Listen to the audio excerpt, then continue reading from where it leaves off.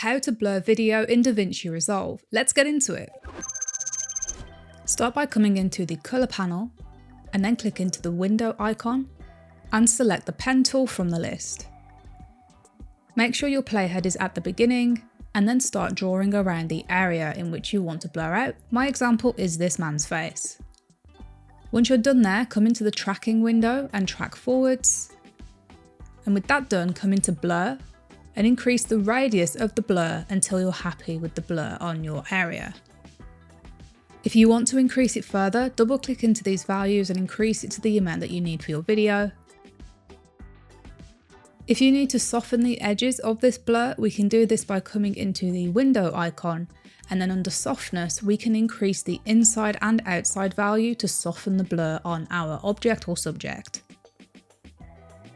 Now if we come back into editor and play this back, we can see we have a nice blur there and it's tracking the motion of our subject there. And that's all there is to it.